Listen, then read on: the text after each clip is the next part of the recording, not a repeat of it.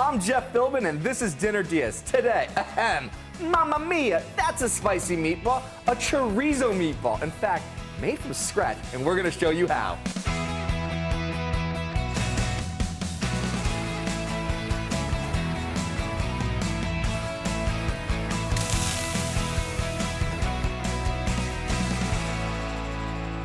This is the show where we take ideas for dinner and turn them into Dinner Diaz.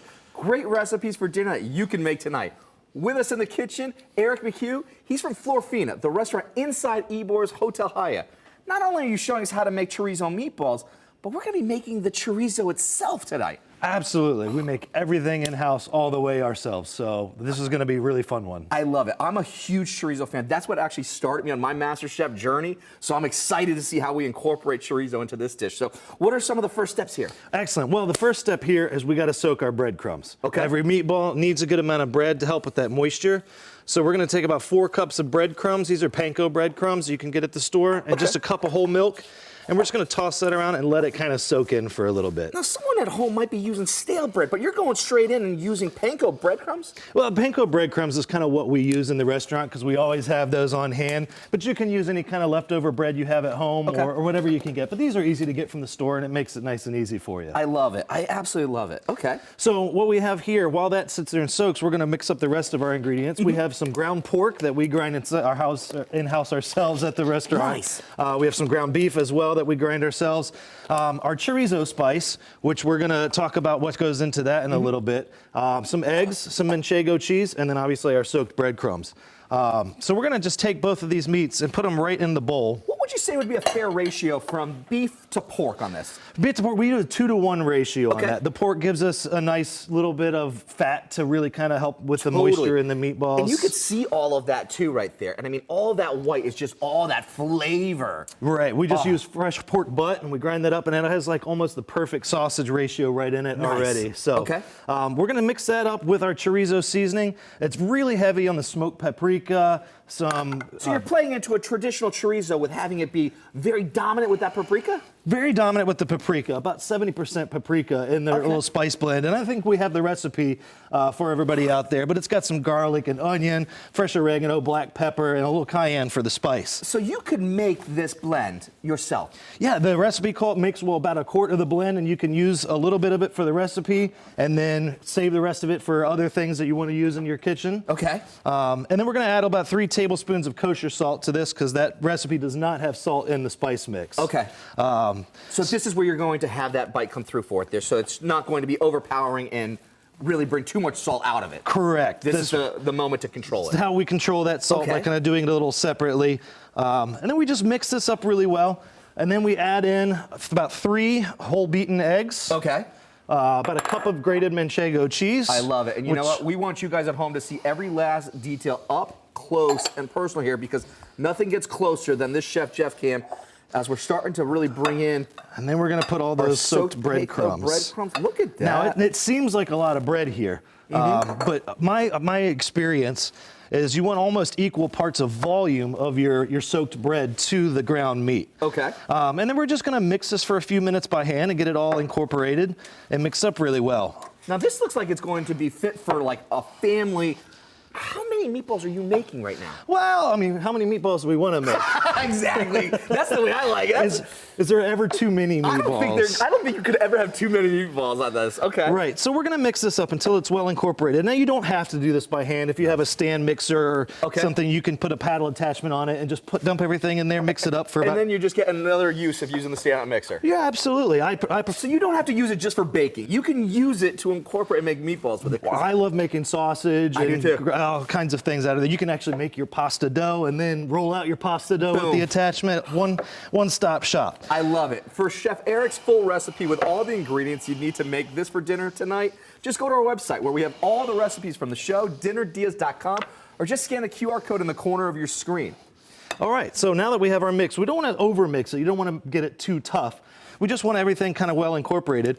We're going to use a simple scoop, like a cookie scoop, and just kind of portion out all of our meatballs. I love it. That way you have the same uniform portion. They'll cook evenly, and then they're all going to be very similar. Perfect. So we'll just scoop them all out.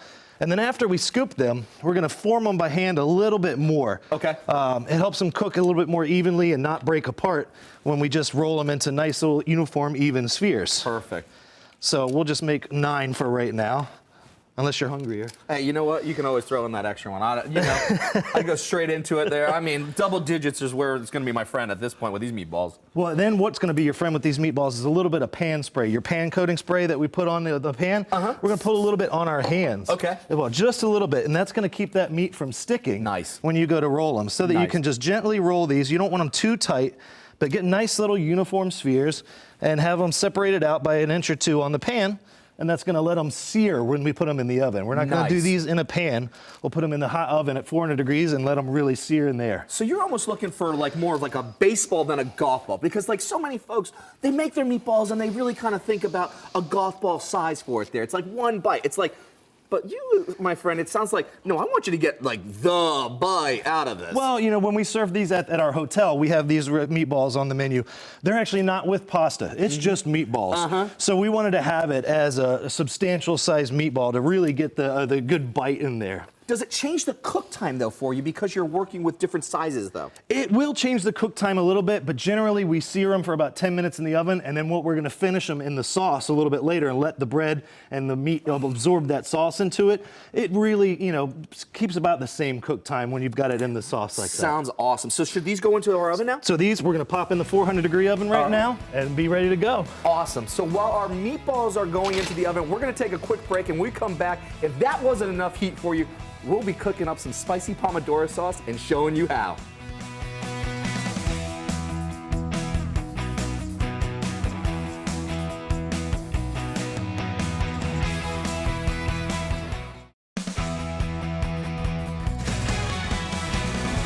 Welcome back to Dinner DeeAs, ideas for dinner that you can make, and we'll show you how. Today from Ybor City's restaurant, Florfina, we're joined by Eric McHugh, who according to his Instagram profile is father, drummer, executive chef in that order, my friend. Now, being that you guys are a part of Hotel Hyatt, and inside that, it used to be Czar, okay? And for those that may remember it, that was actually like one of my stopping grounds that I absolutely love to go listen to music, have a good time, and because you're the drummer, I gotta see what you can do with, you know, some drumsticks. Oh, we gotta have a little you know, impromptu concert. I want to see what's going on here. In that order, my friends, that is it. Father, drummer, executive chef, and he is going to help us make this beautiful pomodoro sauce. Yes, we're going to do our spicy pomodoro sauce that we do at the restaurant for our chorizo meatballs. It's not too far of a stray from a traditional pomodoro, but we do take a little turn later, and we can talk about that when we get there. I like little turns. I kind of like going on that detour. It's like Yogi Bear. It's like you come to a fork in the road. Take it. Yeah, absolutely. You always want to kind of play around a little bit, keep people guessing. And that's what's fun. So we just got a nice medium. But we don't need to let people guess so much, because I've got the Chef Jeff cam that gets us all close up into detail, so that way we can see all of what's going in there and all these beautiful techniques of you here. Perfect. Well, we've got a little bit of oil on a medium heat with some garlic and onions. We're just going to sweat those out a little bit. I absolutely love it, and those smells are fantastic. And I mean, that's just what starts everything. It's like, okay, cool. That's your foundation. That's your foundation of everything. It's garlic and onion. You have to have that. And then we put a little bit of tomato paste and sugar in here. Now I know sometimes that's a little sacrilege. A little sugar in the a little bit. I mean, sugar in the pasta sauce. But we're doing this at home. You know, we're not going to spend hours cooking down the tomatoes to really cook out that acidity and sweeten them up. This is the weekday dinner. This is not the Sunday supper here. Right. This is dinner tonight. Not this weekend. Right, okay. So we're just going to put a little bit of sugar with that tomato paste. It's going to caramelize up with these onions a little bit, help bring some of that sweetness out and cut the acidity of our tomatoes. I love it. So what we do from here, once we cook that for a couple of minutes and get the tomato paste nice and cooked, that's one thing with the acidity. You want to get that tomato paste cooked out of there. Perfect. Then we're going to take that and we're going to put in some red wine, about a cup of red wine. Any preference on a red wine that you would be working with on this? You know, usually they say if you don't want to drink it, you don't want to cook with it. Okay. So this is a Cabernet. That's my particular favorite wine for most cooking. Totally. But you could use a Merlot if you'd like, or several other type of table red blends that would work. Just make sure it's good enough to drink. Absolutely. You know? That's the whole part of it. Like, it should be a little cooking, a little drinking, a little fun. enjoying the process. Right, and it's my fault. I didn't bring extra for us to Hey, it's sip okay. on We're just while gonna have to have you come back again the next time and just bring the giant straw. Absolutely. Deal.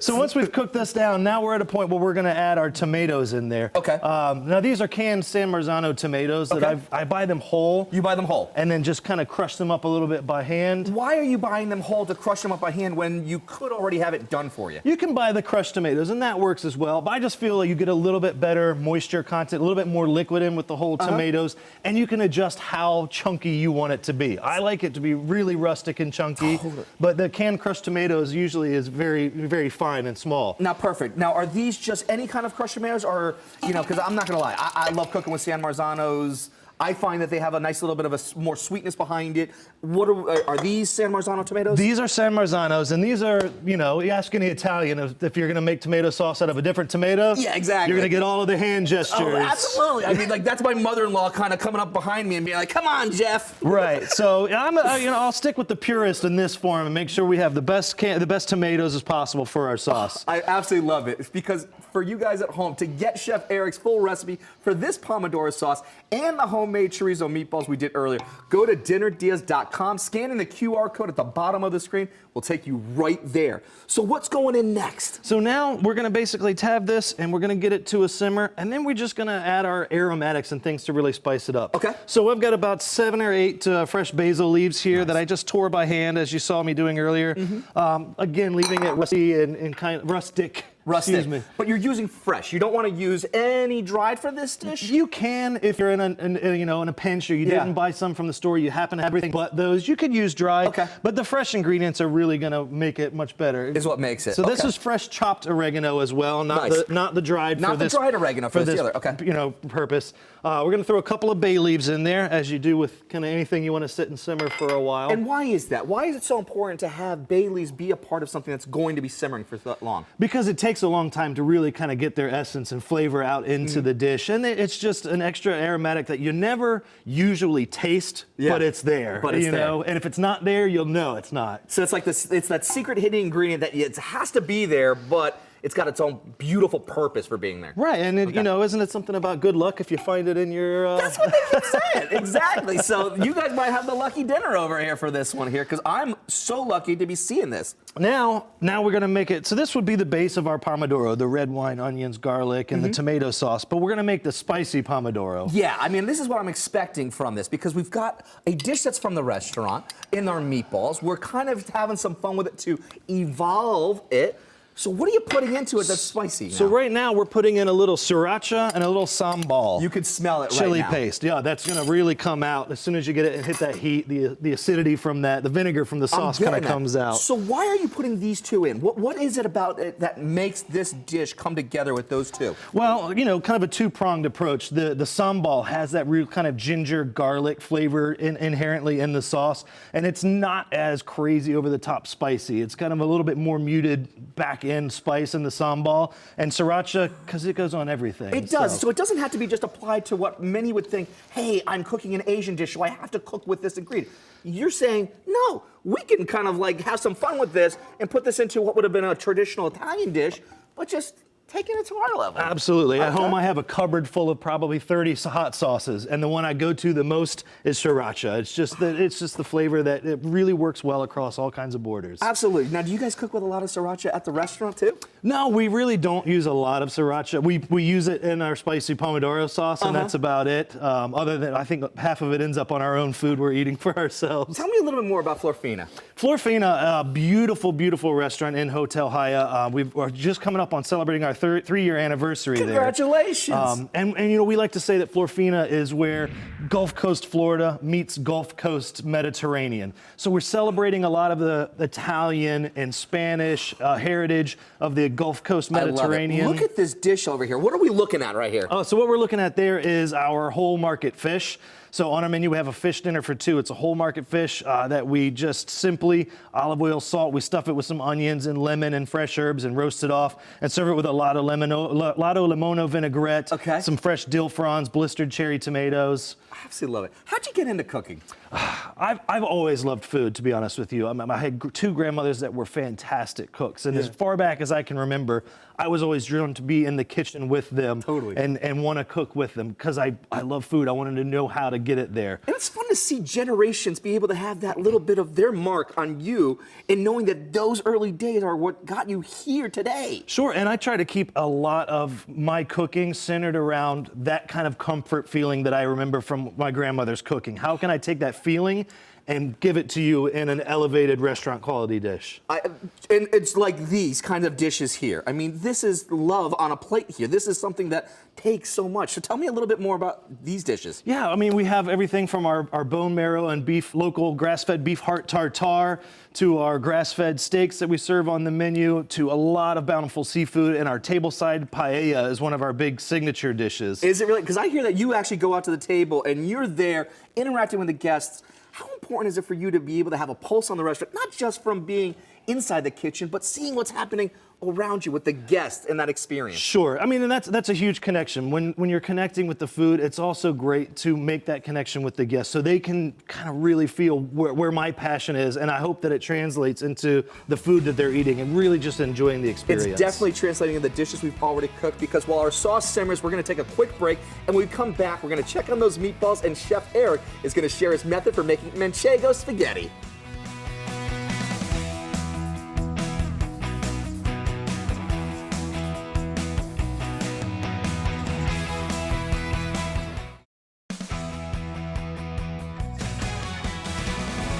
Welcome back to the show where we take great ideas for dinner and turn them into dinner DeeAs. Today, Chef Eric McHugh is here from Florfina, the restaurant inside Hotel Haya in Ybor City, and he's been making chorizo meatballs. Before the break, we made a spicy pomodoro sauce while our meatballs were in the oven.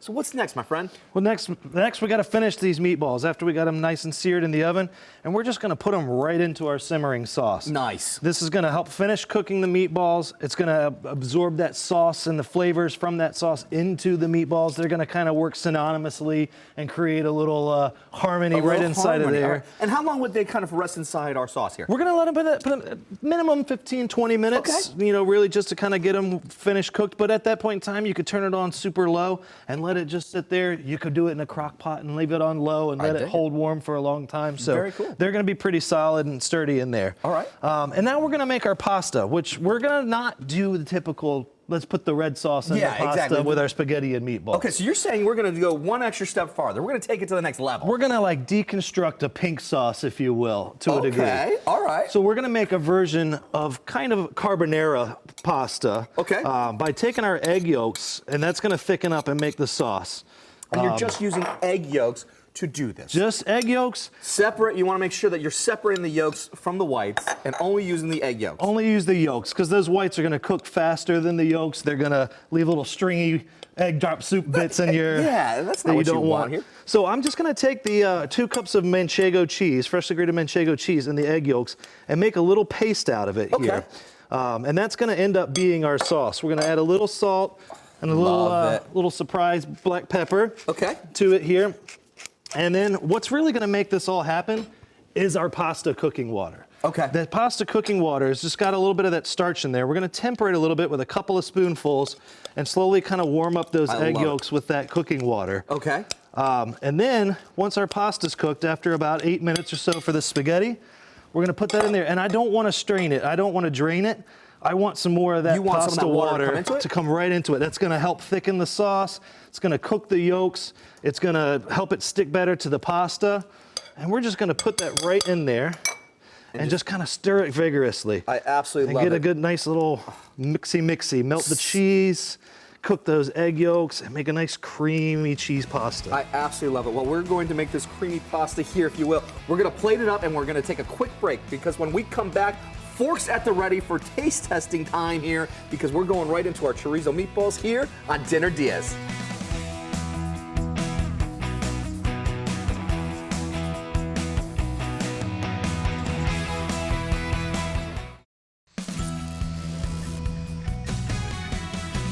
Welcome back to Dinner Diaz, ideas for dinner that we show you how to make. Chef Eric McHugh is from Florfina in Ybor City, and he's been sharing his recipe for chorizo meatballs, and we even made the chorizo, which was music to my heart because I love chorizo, plus a spicy pomodoro sauce and this manchego spaghetti. My friend, let's dig right in. That's absolutely. I'm going straight in for the meatball piece here. Well, that's the best part of this. I mean, dish. that's where it's got to be. I'm getting the first bite there.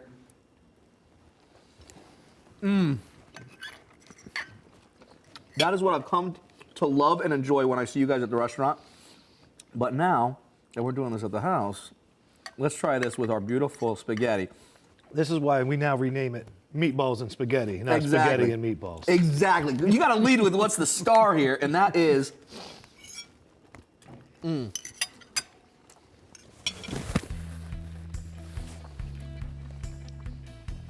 Out of this world.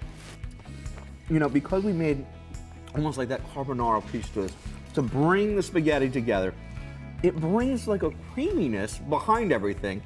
And I can see why you're saying, like, hey, that's almost gonna make like a deconstructed pink sauce. Out of this world fantastic. All right, and we're gonna show you how to make, literally, this is out of this world fantastic. We're gonna show you how to make Chef Eric's Oregano Crunch over on Instagram. Follow us at Dinner Diaz so you can be able to do this part. Is that little crunch factor? Just kind of elevates it to the next notch. It takes it to the next level. I absolutely dig this, man. It's been so much fun having you in the kitchen. It's been a pleasure. Thank you for having me. We can't wait to have you back again because that's how you turn an idea for dinner into a dinner dia. Thanks again to drummer, father, and executive chef Eric McHugh.